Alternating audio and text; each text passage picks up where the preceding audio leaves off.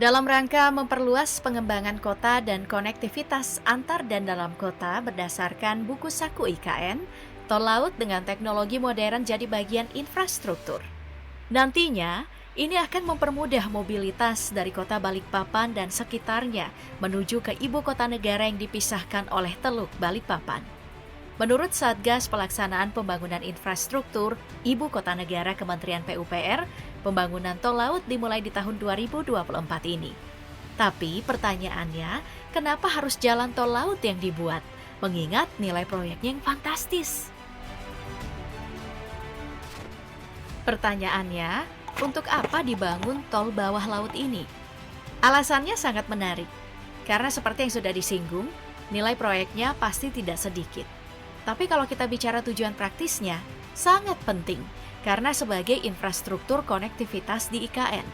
Pembangunan dilakukan untuk mempersingkat jarak tempuh masyarakat dari kota-kota sekitar seperti Balikpapan dan Samarinda yang dipisahkan oleh Teluk Balikpapan ke Kabupaten Kutai Kartanegara dan Penajam Pasir Utara yang jadi lokasi IKN.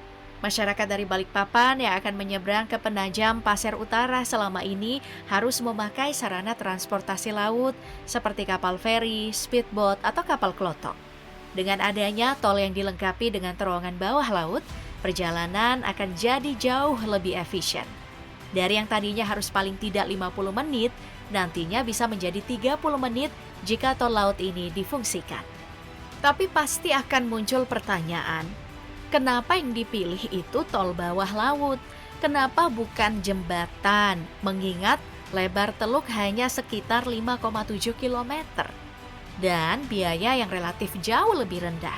Sangat mungkin untuk membangun jembatan. Pemerintah awalnya berencana membangun jembatan karena jika dikaji dari segi biaya, pembangunan jembatan jauh lebih ekonomis. Tapi dengan pertimbangan keseimbangan ekosistem, maka yang diutamakan adalah membangun terowongan bawah laut atau immersed tunnel. Tidak ada lagi tiang yang ditancapkan yang merusak ekosistem bawah laut. Pemerintah disebut mau melindungi bekantan yang diambang punah, besut, fauna, dan flora endemik lainnya yang ada di sekitar Balikpapan. Mengingat Balikpapan juga adalah kawasan mangrove yang harus dijaga. Dan kalau mau dibilang ini adalah teknologi baru dan pertama, ya ini pertama di Indonesia. Tapi di dunia sudah ada beberapa kota yang menggunakan teknologi immersed sebagai pengganti jembatan. Contoh penerapannya seperti di Fehmarn di Eropa dan Gyeonggi Busan di Korea Selatan. Bagaimana sebenarnya teknologi immersed tunnel itu?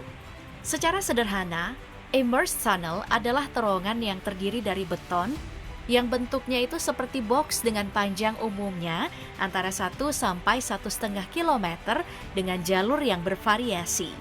Balok-balok beton ini akan ditempatkan dengan cara ditenggelamkan di dalam air yang kemudian nanti akan terhubung dengan jalan di darat. Masing-masing komponen pun sudah dirakit dan dibawa menggunakan kapal tunda. Lalu, di setiap ujungnya disegel dengan sekat sampai akhirnya bisa melayang di atas air atau ditambahkan beban agar bisa tetap tenggelam. Setelah terpasang, komponen balok kemudian disambungkan yang dilanjut dengan mengosongkan terowongan dan dibuat kedap air. Teknologi ini memang biasanya banyak digunakan di pembangunan penyeberangan jalan sungai, muara, dan saluran laut atau pelabuhan.